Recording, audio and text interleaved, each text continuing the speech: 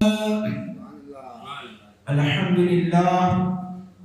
لله رب العالمين والعاقبة للمتقين والصلاة والسلام على أشرف الأنبياء والمرسلين وعلى آله الطيبين وأصحابه الطاهرين أما بعد فأعوذ بالله من الشيطان الرجيم بسم الله الرحمن الرحيم وعلمك ما لم تكن تعلم وكان فضل الله عليك عظيما صدق الله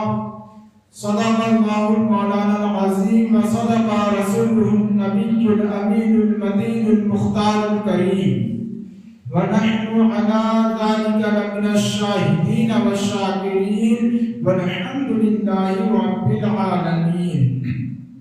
حضرات محترم، آئیے نہایت عقیدت و محبت کے ساتھ گنبد خضرا میں آرام فرمانے والے آقا و مولا حضور تاجدار مدینہ راحت قلب و سینہ طٰہٰ و یاسین رحمت للعالمین جناب احمد مجتبی ارواحنا فدا محمد مصطفیٰ صلی اللہ تعالی علیہ وسلم کی بارگاہ بے کس پناہ میں جھوم جھوم کر درود پاک پیش فرمانے کی سعادت حاصل کرے. اللہم صلی علی سیدنا مولانا محمد المعدل الجود والکرم وآلہ الکرام ابنہ الکریم وبارک وسلم. امام عشق و محبت اعلیٰ حضرت عظیم البرکت الشاہ امام احمد رضا خان فاضل بریلوی رضی اللہ تعالی عنہ ارشاد فرماتے ہیں کہ اور کوئی غیب کیا تم سے نیا ہو بھلا، اور کوئی غیب کیا تم سے نیا ہو بھلا، جب نہ خدا ہی چھپا تم پہ کروڑوں درود. اور فرماتے ہیں کہ سر عرش پر ہے تیری گزر، دل فرش پر ہے تیری نظر. کہ سر عرش پر ہے تیری گزر، دل فرش پر ہے تیری نظر، ملکوت و ملک میں کوئی شے نہیں وہ جو تجھ پہ حیا نہیں. حضرات محترم، ابھی میں نے جس آیت کریمہ کی تلاوت کی ہے، اللہ تبارک و تعالی ارشاد فرماتا ہے وَعَلَّمْكَ مَا لَمْ تَكُنْ تَعْلَمُ وَكَانَ فَضْلُ اللَّهِ عَلَيْكَ عَظِيمًا، یعنی اور تمہیں سکھا دیا جو کچھ تم نہ جانتے تھے، اور یہ اللہ کا بڑا فضل ہے. حضرات محترم، اللہ تبارک و تعالی نے حضرت سیدنا آدم علیہ السلام کو تمام ناموں کا علم سکھایا، تمام چیزوں کے نام تمام زبانوں میں سکھائے، اور تمام ملائکہ کے نام اور اولاد آدم کے نام اور حیوانات و جمادات کے نام اور ہر چیز کی قسموں کے نام اور تمام شہروں اور گاؤں کے نام اور تمام پرندوں اور درختوں کے نام اور جو آئندہ عالم وجود میں آنے والے ہیں ان سب کے نام اور قیامت تک جو پیدا ہونے والے ہیں ان تمام جانداروں کے نام سکھائے. مشہور محدث و مفسر حضرت علامہ اسماعیل حقی رضی اللہ تعالیٰ عنہ فرماتے ہیں کہ تمام کھانے پینے کی چیزوں کے نام اور جنت کی تمام نعمتوں کے نام اور ہر چیز کے نام، یہاں تک کہ پیالہ اور پیالی کے نام سکھائے. حدیث شریف میں ہے کہ اللہ تبارک و تعالیٰ نے حضرت سیدنا آدم علیہ السلام کو 7 لاکھ زبانوں کا علم سکھایا. 7 لاکھ زبانوں کا علم. حضرات محترم، جب آپ لوگ حضرت سیدنا آدم علیہ السلام کے علوم کا خزانہ کو معلوم کر لیے تو خود فیصلہ کر کے بتائیے کہ جب حضرت آدم علیہ السلام کے علوم کے خزانے کا یہ عالم ہے تو سید آدم حضور تاجدار مدینہ صلی اللہ تعالی علیہ وسلم کے علوم کے خزانوں کا عالم کیا ہوگا. حضرات محترم، حضرت علامہ عبد المصطفیٰ اعظمی رحمۃ اللہ علیہ فرماتے ہیں کہ حضرت موسیٰ علیہ السلام نے صرف تجلی الہی کا مشاہدہ فرمایا مگر پھر بھی اس تجلی سے ان کی آنکھ کی نورانی ان کی آنکھ کی جو روشنی تھی اس کو کس قدر کمال حاصل ہوا. تو حضرت قاضی غیاث رحمت اللہ علیہ اپنی کتاب شفا شریف میں لکھتے ہیں کہ حضرت موسیٰ علیہ السلام کی آنکھ کی بصارت کا عالم یہ تھا کہ وہ کالی چینٹی کو اندھیری رات میں 3 میل کی دوری سے دیکھ لیا کرتے تھے. اللہ اکبر. حضرت موسیٰ علیہ السلام کی بصارت کا عالم یہ تھا کہ وہ کالی چینٹی کو اندھیری رات میں 3 میل کی دور سے دیکھ لیا کرتے تھے. تو ہمارے آقا و مولا حضور تاجدار مدینہ صلی اللہ تعالی علیہ وسلم کی آنکھ کی نورانیت وہ بصارت اور دیکھنے کا عالم کیا ہوگا کہ جس نے خدا تبارک و تعالی کے عین ذات کو دیکھا ہے اور اس طرح دیکھا ما زاغ البصر وما طغى کہ حد سے نہ بڑھی اور نہ کہیں تجاوز کی. حضرات محترم حق تو یہ ہے کہ اس آنکھ سے جب خدا تبارک و تعالی نہیں چھپا تو خدا تبارک و تعالی کی خدائی کیسے چھپ سکتی ہے. اسی لیے تو سرکار اعلی حضرت فرماتے ہیں اور کوئی غیب کیا تم سے نیا ہو بنا جب نہ خدا ہی چھپا تم پہ کروڑوں درود. حضرات محترم قرآن مجید سرکار دو عالم صلی اللہ تعالی علیہ وسلم کا ہمیشہ رہنے والا عظیم الشان معجزہ ہے. یہ مبارک کتاب سرکار دو عالم صلی اللہ تعالی علیہ وسلم پر نازل ہوئی. اللہ تبارک و تعالی فرماتا ہے وَنُزِّلَ عَلَى مُحَمَّدٍ یعنی اس کتاب کو محمد صلی اللہ تعالی علیہ وسلم پر اتارا گیا. حضرات محترم قرآن کریم میں تمام علوم موجود ہے. ہر چیز کا علم موجود ہے. غیب کا علم, قیامت کا علم, موت کا علم, ماں کے پیٹ میں بچہ ہے یا بچی اس کا علم بھی قرآن مجید میں موجود ہے. اور غیب کے تمام علوم کا سرچشمہ قرآن کریم ہے. اور قرآن کریم سرکار دو عالم صلی اللہ تعالی علیہ وسلم کے سینے مبارک میں موجود ہے. سینے مبارک میں موجود ہے. گویا کہ غیب کا علم ہو یا قیامت کا علم ہو یا کائنات کا علم ہو وہ سرکار مصطفیٰ صلی اللہ تعالی علیہ وسلم کے سینے مبارک میں موجود ہے. اسی لیے تو شاعر کہتا ہے کہ حضرت کا علم علم لدنی تھا اے امیر, حضرت وہیں سے لکھے پڑھے ہوئے آئے تھے. حضرات محترم اللہ تبارک و تعالی ارشاد فرماتا ہے الرحمن علم القرآن خلق الانسان علمہ البیان یعنی رحمان نے اپنے محبوب کو قرآن سکھایا اور انسانیت کی جان محمد صلی اللہ تعالی علیہ وسلم کو پیدا کیا اور انہیں ما کانا وما یکون کا انہیں علم سکھایا. حضرات محترم امام خازن رحمت اللہ علیہ اس آیت کی تفسیر میں لکھتے ہیں کہ یہاں انسان سے مراد حضور صلی اللہ تعالی علیہ وسلم ہے اور بیان سے مراد ہر وہ چیز جو ہو چکی ہے اور وہ ہونے والی ہے ان سب کا علم. اس لیے کہ حضور صلی اللہ تعالی علیہ وسلم اولین و آخرین کی خبر دیتے ہیں. اور حضرت ساوی رحمت اللہ علیہ اس آیت کی تفسیر میں لکھتے ہیں کہ انسان سے مراد حضور صلی اللہ تعالی علیہ وسلم کی ذات گرامی ہے اس لیے کہ وہ انسان کامل ہیں اور بیان سے مراد ہر اس چیز کا علم جو ہو چکا اور قیامت تک ہونے والا ہے وہ سب علم مراد ہے.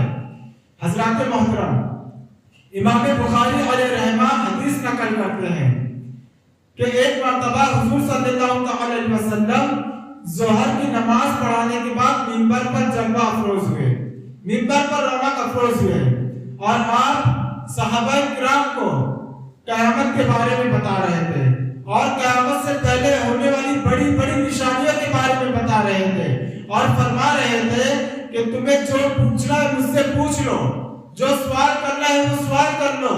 خدا کی قسم میں جب تک تمہارے سامنے ہوں میں ان سب چیزوں کی خبر دوں گا, ان سب سوال کا جواب دوں گا جو تم پوچھتے ہو. تو صحابہ کرام ڈرنے لگے اور گھبرا گئے اور رونے لگے. تو حضور بار بار ارشاد فرما رہے پوچھو مجھ سے کیا پوچھتے ہو, پوچھو مجھ سے کیا پوچھتے ہو. تو خادم رسول حضرت انس رضی اللہ تعالی عنہ فرماتے ہیں کہ مجلس میں سے ایک شخص کھڑا ہوا اور اس نے عرض کیا یا رسول اللہ علیہ الصلوۃ والسلام، مرنے کے بعد میرا ٹھکانہ کہاں ہوگا؟ جنت میں ہوگا یا جہنم میں ہوگا؟ تو سرکار تو عالم صلی اللہ تعالی علیہ وسلم ارشاد فرماتے ہیں کہ تیرا ٹھکانہ جہنم ہے۔ پھر اس کے بعد حضرت عبداللہ بن حذافہ کھڑے ہوتے ہیں اور عرض کرتے ہیں کہ یا رسول اللہ علیہ الصلوۃ والسلام، میرے باپ کا نام کیا ہے؟ تو حضور صلی اللہ علیہ وسلم ارشاد فرماتے ہیں کہ تیرے باپ کا نام حذافہ ہے۔ اس سے کیا پتا چلا؟ اس سے پتا یہ چلا کہ حضور صلی اللہ علیہ وسلم کو یہ بھی پتا ہے کہ کون جنتی ہے اور کون جہنمی ہے، اور کس کا باپ کس کا باپ ہے یہ بھی پتا ہے۔ حضرات محترم، حضور صلی اللہ علیہ وسلم فرماتے ہیں کہ اللہ تبارک و تعالی نے پوری زمین کو سمیٹ دی تو میں نے مغربوں اور مشرقوں میں جو کچھ ہے سب کچھ دیکھ لیا۔ حضرت ابو ہریرہ رضی اللہ، حضرات محترم، ایک نماز کی حالت تھی کہ ایک صحابی تھے، ان کی نماز میں ان کی رکوع اور سجدے میں کچھ کمی واقع ہو رہی تھی اور وہ نمازیوں کی آخری صف میں تھے۔ کہاں؟ آخری صف میں تھے۔ تو نماز پوری ہونے کے بعد حضور صلی اللہ تعالی علیہ وسلم کھڑے ہوتے ہیں اور فرماتے ہیں کہ تم یہ دیکھتے ہو کہ میرا منہ قبلہ کی طرف ہے، میرا منہ قبلہ کی طرف ہے، خدا کی قسم مجھ پر نہ تمہارا رکوع پوشیدہ ہے اور نہ خشوع پوشیدہ ہے۔ جس طرح میں تمہارے آگے دیکھتا ہوں اسی طرح میں اپنے پیچھے دیکھتا ہوں۔ سبحان اللہ، کیا شان ہے ہمارے حضور صلی اللہ علیہ وسلم کی کہ یہی بولے سترہ والے، چمن جہاں کے تھالے، سبھی میں نے چھان ڈالے، تیرے پائے کا نہ پایا، تجھے یک نے یک بنایا، تجھے حمد ہے خدایا، تجھے حمد ہے خدایا۔ حضرت ابو ہریرہ رضی اللہ تعالی عنہ فرماتے ہیں کہ رسول اللہ صلی اللہ علیہ وسلم نے فرمایا کہ جیسا میں تمہیں اپنے آگے سے دیکھتا ہوں ویسا ہی میں تمہیں اپنے پیچھے سے بھی دیکھتا ہوں۔ حضور صلی اللہ علیہ وسلم نے فرمایا کہ میری قبر اور میرے منبر کے بیچ کی جگہ جنت ہے، میری قبر اور میرے بیچ کی جگہ جو ہے وہ جنت ہے، جنت کی کیاری ہے۔ حضرات محترم، جب حضور صلی اللہ تعالی علیہ وسلم یہ بات اپنی ظاہری حیات طیبہ میں فرما رہے ہیں اور صحابہ کرام کے درمیان فرما رہے ہیں، کسی صحابی نے چھو چرا نہ کیا اور اعتراض نہ کیا کہ غیب کی خبر تو صرف اللہ تبارک و تعالیٰ کو معلوم ہے۔ رسول اللہ صلی اللہ علیہ وسلم کا وصال کہاں ہوگا؟ رسول اللہ صلی اللہ علیہ وسلم کی قبر انور کہاں بنے گی؟ رسول اللہ صلی اللہ علیہ وسلم جو فرما رہے ہیں جنت کی جگہ تو کیسے ہو سکتی ہے؟ کسی صحابی نے یہ نہ کہا، اس لیے کہ وہ صحابی تھے، مومن تھے، اور اعتراض کرنا یہ منافق اور وہابی کا کام ہے۔ حضرات محترم، حضور صلی اللہ علیہ وسلم نے جیسا فرمایا تھا ویسا ہی ہوا۔ آج آپ خود دیکھ لیجئے کہ جہاں حضور صلی اللہ علیہ وسلم کی قبر انور ہے اور منبر رسول ہے، اس کی بیچ کی جگہ کو جنت کی کیاری کہا جاتا ہے، اس جگہ کو جنت کا حصہ کہا جاتا ہے۔ اگر آپ مخالف سے پوچھیں گے کہ اس جگہ کو جنت کی کیاری کیوں کہا جاتا ہے تو مخالفین بھی کہیں گے کہ رسول اللہ صلی اللہ علیہ وسلم نے فرمایا کہ یہ حصہ جنت کی کیاری ہے، یہ حصہ جنت کی جگہ ہے۔ ان مخالفین بھی کہیں گے اس لیے کہ رسول اللہ صلی اللہ علیہ وسلم جس چیز کو جنت فرما دے اللہ تبارک و تعالیٰ اس چیز کو جنت بنا دیتا ہے۔ حضرت محترم، حضرت عبداللہ بن مسعود رضی اللہ تعالیٰ عنہ فرماتے ہیں کہ رسول اللہ صلی اللہ علیہ وسلم نے فرمایا کہ اگر تمہیں کسی جنتی کو دیکھنا ہو، آنے والا شخص جنتی ہے، آنے والا شخص جنتی ہے، تو اس میں سیدنا صدیق اکبر رضی اللہ تعالیٰ عنہ نمودار ہوئے اور مجلس میں آ کر بیٹھ گئے۔ اسی طرح سے رسول اللہ صلی اللہ علیہ وسلم نے 10 صحابہ کرام کو جنت کی بشارت دی۔ حضرت عبد الرحمن بن عوف رضی اللہ تعالیٰ عنہ فرماتے ہیں کہ رسول اللہ صلی اللہ علیہ وسلم نے فرمایا کہ ابو بکر فی الجنہ و عمر فی الجنہ عثمان فی الجنہ وعلی فی الجنہ وعبد الرحمن بن عوف فی الجنہ وابی سعد بن ابی وقاص فی الجنہ وسعید بن زید جنہ وابو عبادہ بن جراح فی الجنہ. یعنی کہ حضرت سیدنا صدیق اکبر جنتی، حضرت عمر جنتی، حضرت عثمان جنتی، حضرت مولا علی جنتی، حضرت عبد الرحمن بن عوف جنتی، حضرت سعد بن ابی وقاص جنتی، حضرت سعید بن زید جنتی، حضرت ابو عبادہ بن جراح جنتی. سرکار اعلی حضرت فرماتے ہیں وہ دسوں جن کو جنت کا مزدہ ملا اس مبارک جماعت پہ لاکھوں سلام. حضرات محترم، اللہ تبارک و تعالی قیامت کے دن اللہ تبارک و تعالی اپنے فضل و کرم سے جسے چاہے گا اسے جنت عطا فرمائے گا. لیکن ہمارے حضور رحمت دو عالم صلی اللہ تعالی علیہ وسلم دنیا میں حضرت ابو بکر صدیق، حضرت عمر فاروق، حضرت عثمان غنی، حضرت مولا علی اور تمام 10 صحابہ اکرام کو جنت کی بشارت دے رہے ہیں. گویا کہ حضور صلی اللہ تعالی علیہ وسلم اللہ تبارک و تعالی کی عطا سے یہ غیب کا علم رکھتے ہیں کہ یہ فلاں جنتی ہے، فلاں جنتی ہے، فلاں جنتی ہے. حضرات محترم، اس سے پتہ کیا چلا کہ حضور صلی اللہ تعالی علیہ وسلم جسے چاہے جنت عطا کر دے. وہ تو مالک و مختار ہے. اللہ تبارک و تعالیٰ نے انہیں اختیار عطا فرمایا ہے کہ وہ جسے چاہے جنت دے، جسے چاہے جہنم دے، انہیں اختیار ہے. حضرات محترم، حضرت انس رضی اللہ تعالیٰ عنہ فرماتے ہیں کہ رسول اللہ صلی اللہ تعالی علیہ وسلم 2 قبر کے پاس سے گزرے، 2 قبر کے پاس سے گزرے اور آپ نے دیکھا کہ ان دونوں قبروں میں عذاب ہو رہا ہے.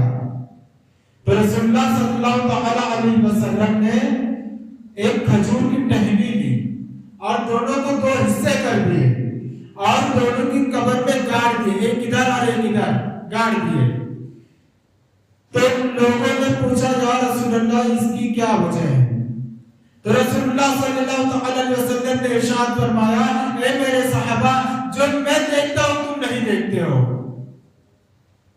جب تک یہ ٹہنیاں، یہ لکڑی جب تک ہری بھری رہے گی، اللہ تبارک و تعالیٰ کی حمد و ثنا کرتی رہے گی، تو ان قبر والوں میں آپ کی عذاب میں تخفیف ہوگی، کمی واقع ہوگی.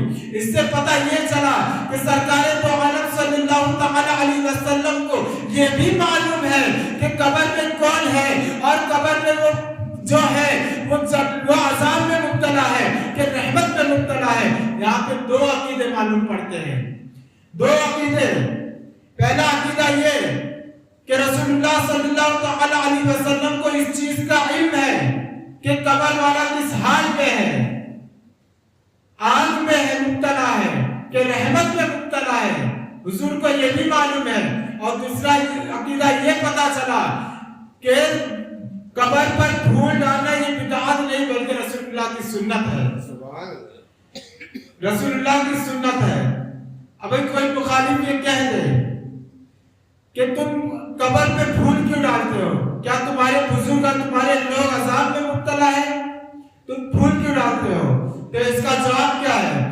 اس کا جواب یہ ہے کہ اگر ہم پھول اس لیے ڈالتے ہیں قبروں پر کہ اگر ان کی قبر میں عذاب ہو رہا ہوگا تو اس عذاب میں کمی ہو جائے گی، اور اگر ان کی قبر میں عذاب نہیں ہو رہا ہوگا تو اس پھول کی برکت سے ان کے درجات بلند ہو جائیں گے، اور ان کے درجات جب بلند ہو جائیں گے تو وہ ہمارے لیے دعائیں کریں گے اور ہماری بھی بخشش ہو جائے گی. یہ 2 عقیدے معلوم پڑتے ہیں. اب کوئی کچھ بھی کرے ہمیں اس سے کوئی مطلب نہیں. حضرات محترم، رسول اللہ صلی اللہ علیہ وسلم کے علم تو وہ علم ہے کہ لوگوں کی نیکیاں بھی بتا دیں کہ کس کے پاس کتنی نیکی ہے. حضرت ماں عائشہ رضی اللہ تعالیٰ عنہ فرماتی ہے کہ ایک رات چاندنی رات تھی اور ہم رسول اللہ صلی اللہ علیہ وسلم کے ساتھ بیٹھے ہوئے تھے.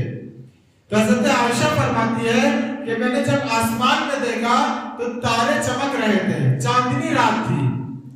تو میں نے رسول اللہ صلی اللہ علیہ وسلم سے پوچھا کہ یا رسول اللہ علیہ السلام، کیا آسمان میں جتنے بھی تارے ہیں کیا ان تاروں کے برابر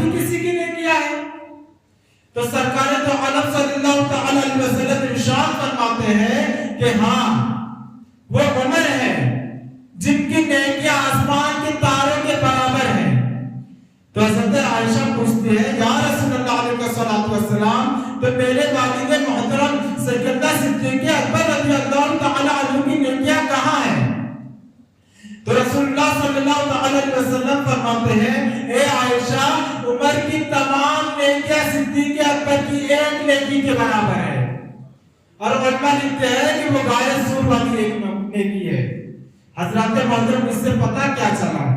اس سے پتہ یہ چلا کہ سرکار تو عالم صلی اللہ تعالی علیہ وسلم کو یہ بھی پتہ ہے کہ آسمان میں کتنے تارے ہیں اور یہ بھی پتہ ہے کہ صدیق اکبر اور فاروق اعظم کے پاس کتنی نیکیاں ہیں. یہ بھی پتہ ہے. حضرات محترم حضور کا علم غیب تو وہ علم غیب ہے کہ آپ یہاں اپنی ظاہری حیات طیبہ آپ مدینہ شریف میں بیٹھ کر ملک شام میں ہونے والی جنگ کو بتا رہے ہیں. جنگ موتا جو ملک شام کئی میل دور ہو رہی ہے وہاں کی جنگ کی خبر مدینہ میں بیٹھ کے صحابہ کرام کو دے رہے ہیں کہ فلاں شہید ہو رہا ہے, فلاں شہید ہو رہا ہے, زید شہید ہو رہے ہیں, حذیفہ شہید ہو رہے ہیں. اس طرح سے آپ خبر دے رہے ہیں اور صحابہ کرام سے کہہ رہے ہیں کہ جھنڈا زید کے ہاتھ میں ہے تو زید شہید ہو گئے, جھنڈا فلاں صحابی کے ہاتھ میں ہے تو وہ بھی شہید ہو گئے ہیں. پھر سرکار تو عالم صلی اللہ تعالی علیہ وسلم کی آنکھیں اشکبار ہو جاتی ہے, آنکھوں میں آنسو آ جاتے ہیں اور کہتے ہیں کہ جھنڈا اب اللہ کی تلواروں میں سے ایک تلوار حضرت خالد بن ولید کے ہاتھ میں ہے. یہ جنگ کہاں ہو رہی ہے؟ یہ جنگ ملک شام میں ہو رہی ہے اور حضور مدینہ میں بیٹھ کے اس سے خبر دے رہے ہیں کہ جھنڈا اب اللہ کی تلواروں میں سے ایک تلوار حضرت خالد بن ولید کے ہاتھ میں آ گئی ہے. تو اللہ تبارک و تعالیٰ نے اسلام کو فتح کر دی. یہ جنگ کہاں ہو رہی ہے؟ ملک شام کی جنگ. حضور کہاں بتا رہے ہیں؟ مدینہ میں صحابہ کرام سے بتا رہے ہیں. یہ ان میں غیب نہیں ہے تو اور کیا ہے؟ یہ سرکار کا علم نہیں ہے تو اور کیا ہے؟ حضرات محترم حضرت سراقہ ان کو کنگن ملے. حضور نے فرمایا کہ اے سراقہ میں کیا دیکھ رہا ہوں کہ تجھے سونے کے کنگن دیے جا رہے ہیں. اور یہ کب دیے گئے؟ سیدنا فاروق اعظم کے دور خلافت میں. اور سرکار کب فرما رہے ہیں؟ اپنے زمانے میں. تو جب سیدنا فاروق اعظم رضی اللہ تعالی عنہ کا دور خلافت آتا ہے تو اس میں حضرت سراقہ کو سونے کے کنگن عطا کیے جاتے ہیں. تو حضرت سراقہ کہتے ہیں کہ رسول اللہ کی بات تو سچ ہو گئی. رسول اللہ کی بہت پہلے کہی بات وہ آج سچ ہو گئی. حضور کو غیب تھا تبھی تو فرما رہے ہیں. اور حضرت عمر کے دور خلافت میں حضرت سراقہ بیمار پڑ گئے تو لوگ ان کی عیادت کرنے آ گئے. یہ سمجھنے لگے کہ ان کا آخری وقت ہوگا. تو سیدنا فاروق اعظم رضی اللہ تعالی عنہ بھی یہی سوچ کر حضرت سراقہ سے ملاقات کرنے آتے ہیں اور ان کی خیر خواہی کرتے ہیں. تو حضرت سراقہ کہتے ہیں کہ اے فاروق اعظم, اے حضرت عمر, کیا تم یہ سوچ کر آئے ہو کہ میرا آخری وقت ہے, میں دنیا سے جانے والا ہوں؟ تو حضرت عمر فاروق اعظم کہتے ہیں ہاں میں یہی سوچ کر آیا ہوں. تو حضرت سراقہ کہتے ہیں کہ اے فاروق اعظم, میں اس وقت تک نہیں مروں گا کہ رسول اللہ صلی اللہ تعالی علیہ وسلم نے ارشاد فرمایا تھا کہ اے سراقہ, جب تک تو اس کنگن کو پہن نہ لیتا اس وقت تک تو نہیں مرے گا. یہ ان میں غیب نہیں ہے تو اور کیا ہے؟ سرکار اعلیٰ حضرت فرماتے ہیں کہ اور کوئی غیب کیا تم سے نیا ہو بلا, اور کوئی غیب کیا تم سے نیا ہو بلا, جب نہ خدا ہی چھپا تم پہ کروڑوں درود. اللہ تبارک و تعالیٰ کی بارگاہ میں دعا ہے کہ اللہ تبارک و تعالیٰ ہم سب کو صحیح معنوں میں سرکار دو عالم صلی اللہ تعالی علیہ وسلم کے علم غیب سمجھنے کی توفیق رفیق عطا فرمائے. وما علینا الا البلاغ.